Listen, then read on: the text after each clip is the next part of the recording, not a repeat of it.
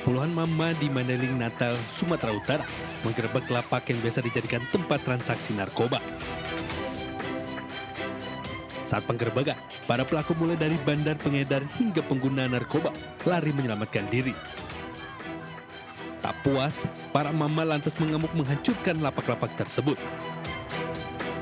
Mereka berharap polisi segera menangkap para pelaku yang selama ini telah mengotori kampung mereka dengan peredaran narkoba. Tindakan ini akan ditindaklanjuti dengan segera untuk menangkap yang diduga 3 pelaku ini. Dan Bapak Kapolres sudah memerintahkan juga Kapolsek Muara Batang Gadis untuk terus melakukan penyelidikan dan pengedaran narkoba di wilayah hukumnya. Polisi kini bersiaga di sekitar permukiman warga agar para pelaku tak lagi berani mengedarkan narkoba di lingkungan warga. Dari Mandailing, Natal, Sumatera Utara, Ahmad Hussein Lubis, iNews melaporkan.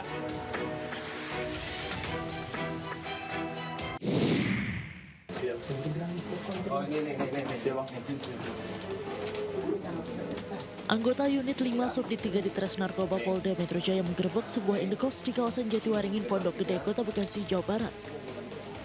Dalam penggerebekan tersebut, petugas menangkap 2 pengedar narkoba berinisial AK dan TS. Petugas menemukan sabu dalam jumlah besar yang disimpan dalam 12 paket kemasan dengan berbagai berat. Dengan total barang bukti sabu mencapai 1.000 gram lebih siap edar. Selain itu, petugas juga menyita bungkus plastik teh Cina berwarna hijau, plastik klip timbangan, ponsel, serta perlengkapan pengemasan lainnya. Kami dari unit 5 bersama tim Subdit 3 Direktorat Narkoba Polda Metro Jaya telah mengamankan 2 tersangka berinisial AK dan TS di wilayah Bekasi, Jawa Barat dengan barang bukti 1 kg sabu. Kemudian barang bukti beserta tersangka dibawa ke Direktorat Narkoba Polda Metro Jaya guna penyidikan lebih lanjut. Saat ini kedua pelaku diamankan ke gedung Ditres Narkoba Polda Metro Jaya untuk pemeriksaan dan penyelidikan lebih lanjut.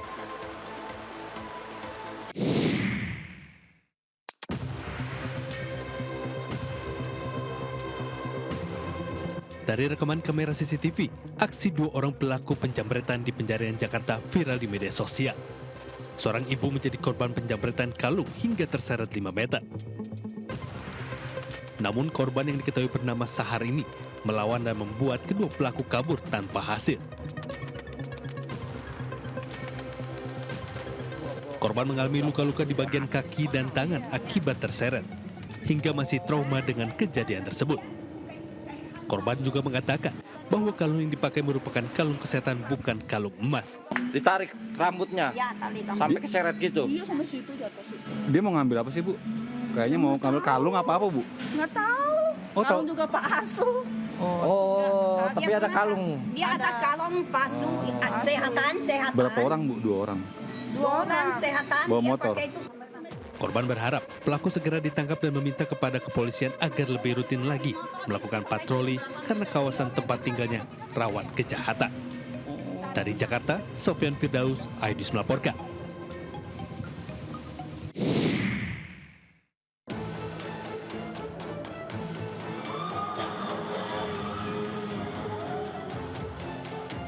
Aksi penjamretan menimpa 2 guru di Jalan Raya Bojong Nangka, Gunung Putri, Bogor. Kedua korban dalam perjalanan menuju sekolah tiba-tiba dipepet jambret hingga terjatuh. Salah satu korban mengalami patah tulang di bagian tangan. Pelaku berhasil membawa kabur tas berisi ponsel, uang, dan surat berharga. Para pelaku nekat melancarkan aksinya dari arah belakang, menjambret dan menyalip dari sisi sebelah kiri. Dia tuh dari sebelum ini gerbang.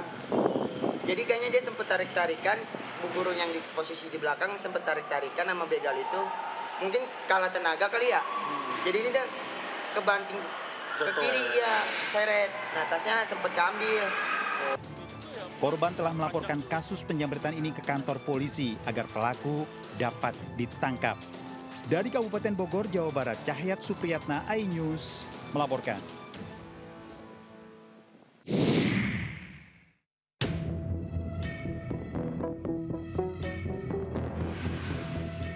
Kamera pengawas merekam pelaku pencurian saat mencuri 1 unit mobil bak terbuka di Kecamatan Serang Batu, Kabupaten Bekasi, Jawa Barat. Pelaku seorang diri datang berjalan kaki kemudian mengikat gagang pintu dengan tujuan agar pemilik rumah tidak dapat keluar rumah. Kemudian pelaku merusak pintu mobil bak terbuka dengan menggunakan kunci T. Setelah dipastikan aman, pelaku mendorong mobil seorang diri sampai ke jalan kemudian menyalakan mesin mobil dan membawanya kabur.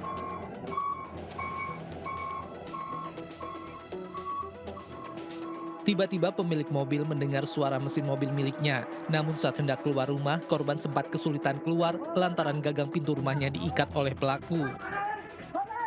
Meski pemilik rumah berhasil keluar dan ingin mengejarnya hingga terjatuh, namun pelaku berhasil kabur.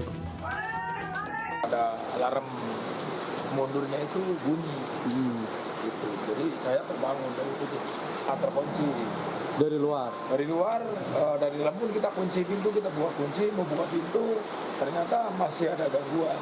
Ternyata diikat dari luar. Oh, yang diikat pintunya? Ya. Sama pelaku itu, Bang? Sama pelaku. Menurut korban, mobil yang dicuri merupakan mobil milik rekan bisnisnya yang sedang mengerjakan proyek pengelasan di sebuah kawasan industri di Karawang, Jawa Barat.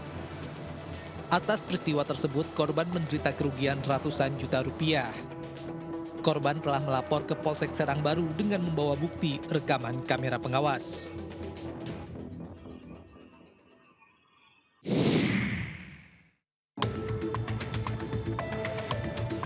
Video amatir yang direkam kelompok penagih hutang viral saat akan menarik minibus yang dianggap bermasalah dalam pembayaran cicilan.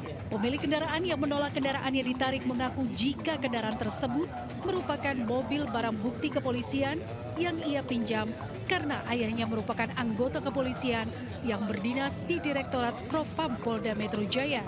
Atas viralnya video tersebut, Kepala Bidang Humas Polda Metro Jaya, Kombes Pol Budi Hermanto langsung mengklarifikasi. Selain itu, pelaku yang berada di Yogyakarta rencananya akan segera dimintai keterangan di Mapolda Metro Jaya. Kami dari Polda Metro Jaya akan menyampaikan informasi dan fakta. Yang pertama adalah tidak benar bahwa saudara MAF ataupun orang tuanya sebagai anggota Propam Polda Metro Jaya.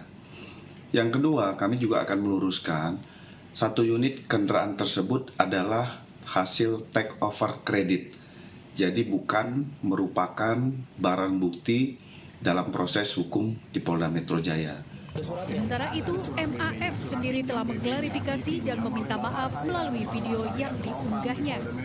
Saya ingin mengklarifikasi yang pertama, tidak benar orang tua saya berdinas di Propam Polda Metro. Kemudian yang kedua, terkait kendaraan tersebut tidak benar juga kendaraan tersebut BB milik Polri. Kemudian yang ketiga, saya terpaksa melakukan hal tersebut karena saya mendapat tekanan dan intimidasi dari debt collector. Lalu yang terakhir, saya ingin meminta maaf kepada institusi Polri karena sudah mencemarkan nama baik Polri. Terima kasih. Wassalamualaikum warahmatullahi wabarakatuh. Sebelumnya viral di media sosial terjadi cekcok antara seorang pengendara dan debt collector di sebuah parkiran Mall Bogor, Jawa Barat. Dari Jakarta, Helmi Sajangbati, iNews melaporkan.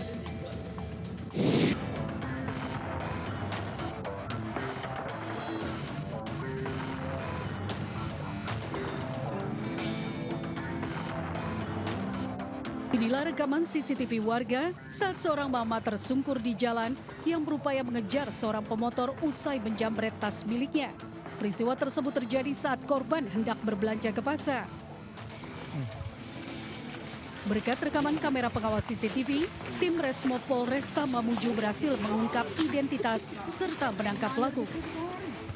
Berdasarkan hasil pemeriksaan, pelaku mengaku nekat menjamret karena butuh uang untuk kebutuhan sehari-hari, termasuk untuk membeli rokok.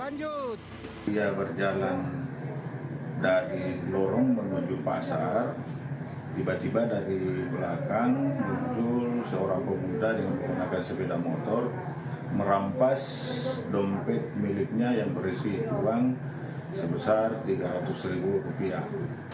Untuk kepentingan lebih lanjut, pelaku dan motor yang dipakai saat menjamret kini diamankan di Polresta Mamuju. Dari Mamuju, Sulawesi Barat, Freddy, iNews melaporkan.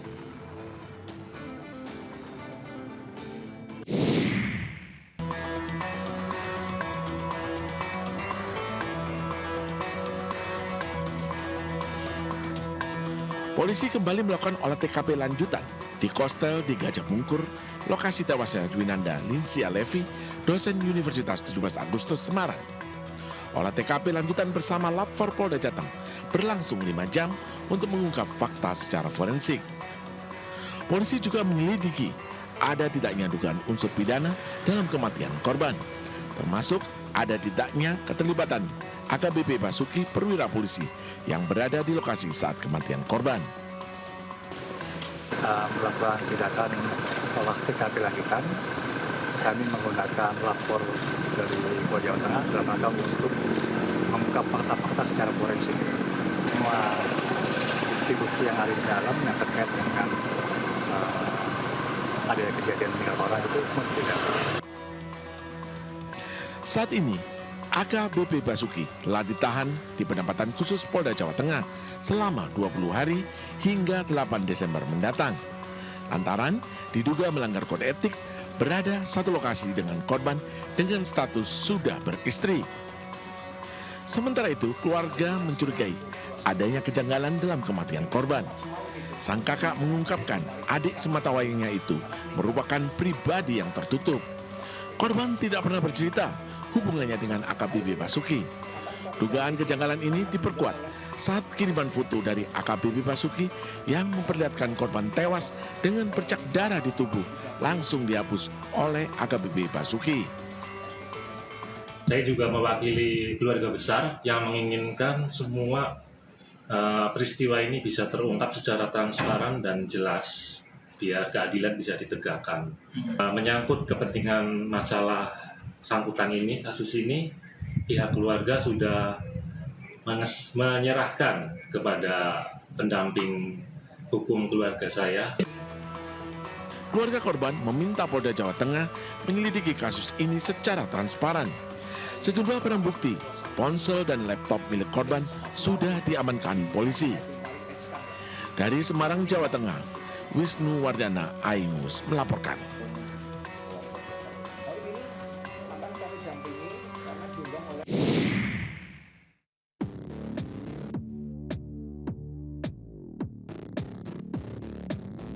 Dosen Fakultas Hukum Untak yang mengajar mata kuliah kriminologi, Dwinanda Lincia Levi, mendadak viral lantaran kematiannya yang diduga tak wajar dengan berbagai kejanggalannya. Ditambah dengan adanya sosok perwira polisi Polda Jawa Tengah berpangkat AKBP yang juga terseret dalam kematian dosen cantik berusia 35 tahun tersebut. Sejumlah mahasiswa membeberkan sosok dosen yang selama ini dikenal sebagai pribadi yang sangat baik, terutama kedekatannya dengan semua mahasiswa yang mendapat mata kuliahnya. Kabar duka atas wafatnya Dwinanda Lincia Levi meninggalkan luka mendalam bagi para mahasiswa. Mendiang dikenal sosok yang mudah tersenyum, ringan menyapa siapapun, dan selalu menciptakan suasana hangat di lingkungan kampus. Saya sebagai murid Bu Levi nggak mampu untuk saya mau ungkapan yang kata-kata itu, karena ya Bu Levi itu sosok ibu dosen yang bagi saya the best. Saya nggak mampu untuk buat kata-kata yang pantas untuk mengungkapkan kebaikan dan bagaimana sikapnya Bu Levi terhadap kita. Saat ini kasus kematian Levi tengah dalam proses penyelidikan. Polda Jawa Tengah belum dapat memastikan apakah kematian Levi ada unsur pidana atau tidak.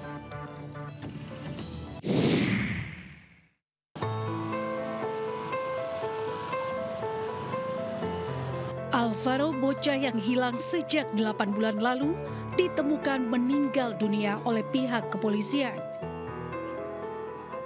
Hal tersebut dibenarkan oleh Kapolsek Pesanggerahan, AKP Sela Syah Alam, yang ditemui di rumah duka Alvaro.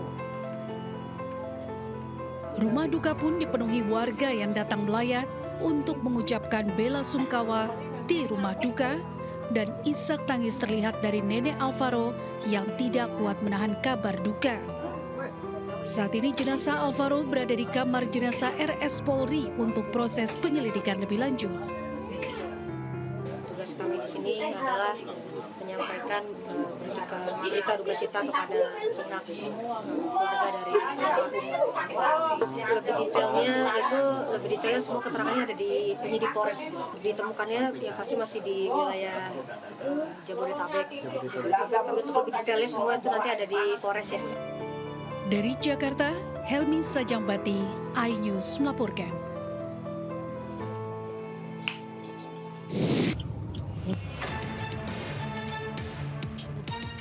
Kecelakaan beruntun melibatkan 2 truk dan 2 minibus terjadi di ruas tol ABS dalam kota Semarang, tepatnya di kilometer 432C dari arah Tembalang menuju ke arah tol Gayam Sari. Kecelakaan bermula saat sebuah truk tronton pengangkut seng diduga mengalami remblong yang berakibat pengemudi tidak mampu mengendalikan laju truk. Alhasil truk bermuatan berat tersebut banting arah dan pindah jalur berlawanan, sehingga menabrak sejumlah kendaraan yang berada di depannya. Akibat kecelakaan ini, 1 pengemudi minibus dan 1 kondektur truk tronton meninggal di lokasi kejadian. Muatan truk berupa seng yang berceceran di jalan tol mengakibatkan arus lalu lintas macet total dari dan menuju kota Semarang. Polisi yang tiba di lokasi langsung memeriksa saksi dan menggelar olah TKP. Terjadi laka tadi, tronton membawa seng menabrak kendaraan di depannya tangki gol diesel dan berpindah jalur ke jalur B, dan ada mobil Alphard sama Terios. Jadi terlibat 4 kendaraan. Ada korban? Ada, korban meninggal. Berapa korban? 2. Luka-luka? Luka 1. Kasus kecelakaan beruntun ini tengah ditangani unit laka lantas Polrestabes Semarang. Dari Semarang, Andre Aprianto, iNews melaporkan.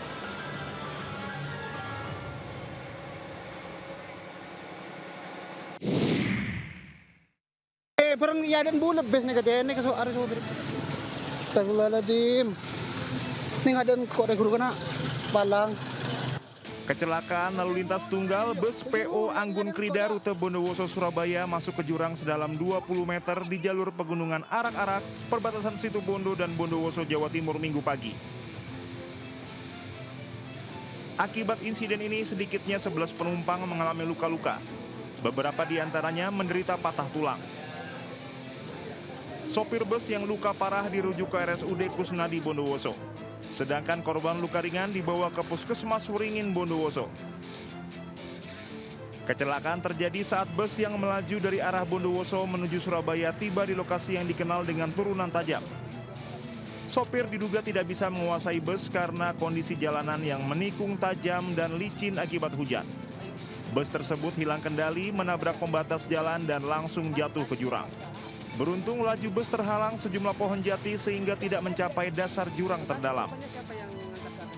Korban untuk luka berat 1 orang sopir, sedangkan luka ringan 4 orang. Jadi untuk sopir masih dirujuk ke rumah sakit Bondowoso, sedangkan yang 4 orang itu masih di puskesmas luka ringan, sedangkan yang 6 orang itu dijemput keluarganya. Polisi saat ini masih melakukan olah TKP lanjutan memastikan penyebab pasti kecelakaan mengingat kondisi jalan di jalur pegunungan Arak-Arak dikenal sempit, menikung tajam dan penuh jurang. Area kejadian kini telah dipasang polis lain. Dari Situbondo, Jawa Timur, Rizky Amirul Ahmad, iNews melaporkan. 65 Jalan Marzuki. Itu Ciracas, luncurkan itu Ciracas. Sebuah gudang kardus di Jalan Haji Marzuki, Kelurahan Ciracas, Kecamatan Ciracas, Jakarta Timur terbakar. Warga berusaha memadamkan api dengan alat seadanya. Petugas pemadam kebakaran yang tiba di lokasi langsung berusaha memadamkan api. 1 jam kemudian api berhasil dipadamkan dengan 12 unit mobil pemadam kebakaran dari Ciracas dan Suku Dinas Kebakaran Jakarta Timur. Diduga kebakaran karena korsleting listrik di dalam bangunan. Tidak ada korban jiwa dalam peristiwa ini. Kerugian diperkirakan mencapai ratusan juta rupiah. Dari Jakarta, Rio Manik, iNews melaporkan.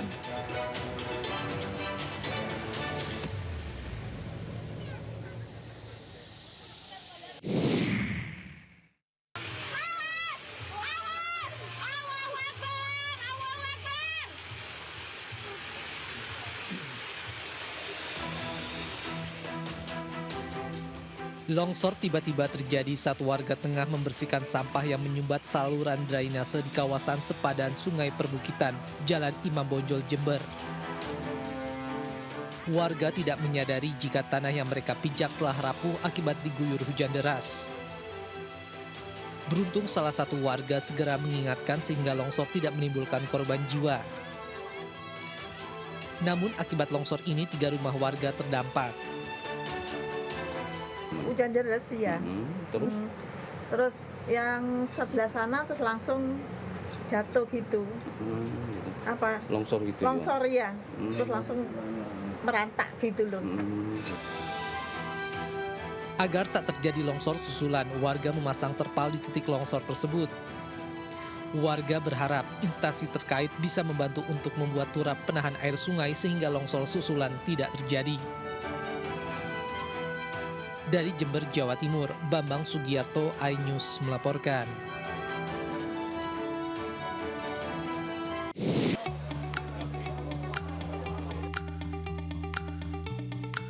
Berfokus pada pengembangan otomasi end-to-end. Untuk operasional bisnis, Cekat AI merilis teknologi kecerdasan buatan yang dirancang untuk meningkatkan efisiensi di berbagai proses dalam gelaran tahunan di Smesco Jakarta.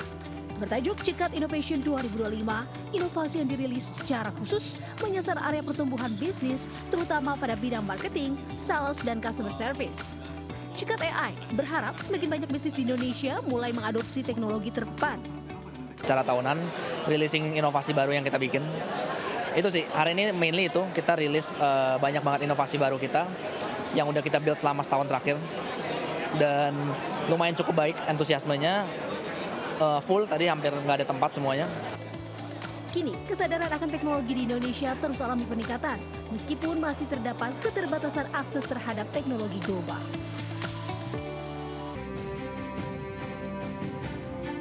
Wakil Ketua Umum Bidang Digital dan Komunikasi Kadin Indonesia, Clarissa Tanusudibyo, menghadiri ajang pertemuan para pemimpin teknologi atau AI Summit Indonesia 2025 di Lafranc atau Institut Franchise Indonesia, Jakarta Pusat.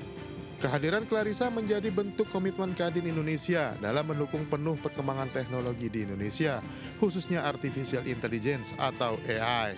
Yeah, I think Kadin as a Chamber of Commerce has an enormous role to play in Indonesia, and I think with the new generation of Kadin leaders, we are on a good track to go in a more digital Indonesia. I really appreciate that Ibu Clarissa, she was able to come today and meet us as a Vice Chairman of Digital and Communication in Kadin.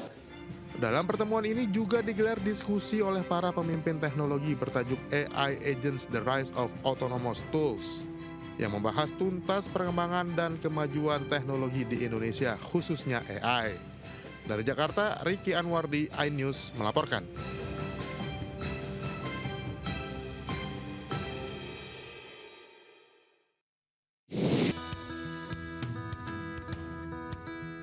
Vision Plus membuktikan diri sebagai OTT yang memanfaatkan AI dengan baik untuk para penggunanya. Pencapaian tersebut dibuktikan dengan Vision Plus berhasil meraih penghargaan dari Netcore dalam acara Netcore Awarding Night. Keberhasilan ini diakui berkat pemanfaatan artificial intelligence secara maksimal dalam merekomendasikan konten yang tepat kepada pengguna sehingga meningkatkan keterlibatan dan retensi. Penghargaan diberikan dalam 2 kategori, yaitu kepada Vision Plus sebagai brand yang melakukan inovasi pemanfaatan teknologi dan marketing teknologi secara masif, serta penghargaan diberikan kepada Deputi CEO Vision Plus, Clarissa Tanusudibyo, sebagai sosok pemimpin yang membimbing Vision Plus untuk berinovasi. Karena ini aplikasi video streaming.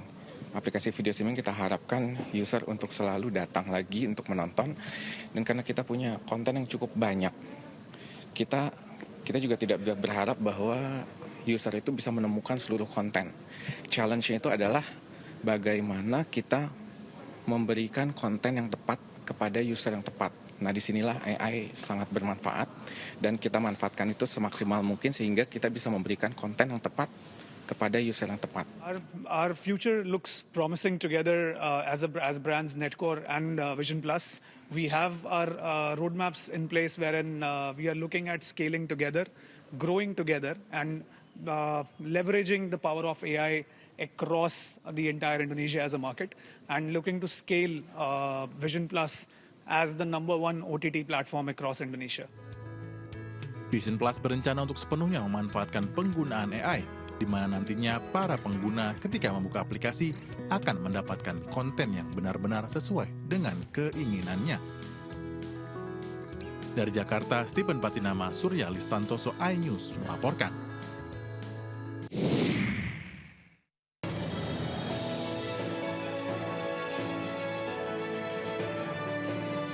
Sido Muncul menerima anugerah penggerak sektor CSR atas komitmen perusahaan dalam mendorong program-program sosial di tengah masyarakat.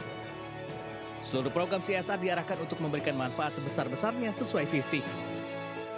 Sido Muncul juga menyiapkan sejumlah inovasi CSR antara lain operasi katarak, operasi bibir sumbing, serta inisiatif pendampingan dan pencegahan penyakit bagi ODGJ. Sejalan dengan visi misi Sido Muncul, menjadi perusahaan yang memberi manfaat bagi masyarakat dan lingkungan. Jadi ini menjadi salah satu motivasi perusahaan dalam berbisnis ya. Dan selama ini kami juga tidak memakai hitungan standar CSR seperti industri lain, tetapi sebisa mungkin membantu sesuai dengan kemampuan kami.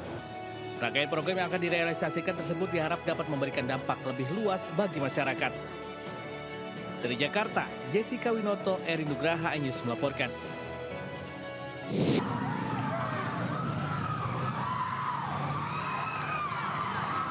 Arena balap liar di kawasan Bundaran Saronde, Kota Gorontalo seketika bubar saat polisi tiba. Para pembalap langsung kocar-kacir dan memacu kendaraannya agar tak tertangkap polisi. Sebagian lolos, namun puluhan pelaku balap liar berhasil ditangkap. Ini dia. Dari data petugas, setidaknya 27 kendaraan disita dan dibawa ke Mako Satlantas Polresta Gorontalo Kota. Rata-rata motor yang digunakan untuk balap liar ini tidak dilengkapi dengan kelengkapan surat dan menggunakan knalpot brong. Ada 27 kendaraan yang kami amankan, pelanggaran seperti knalpot brong ataupun kelengkapan kendaraan yang lain yang kami berikan tilang kepada masyarakat. Kawasan Bundaran Saronde, Kota Gorontalo kerap dijadikan arena balap liar hingga membahayakan pengendara lain. Untuk menekan aksi balap liar, tim gabungan Polresta Gorontalo Kota rutin menggelar patroli malam dan razia di sepanjang ruas jalan wilayah Kota Gorontalo. Dari Gorontalo, Nur Faizi Lahasan, iNews melaporkan.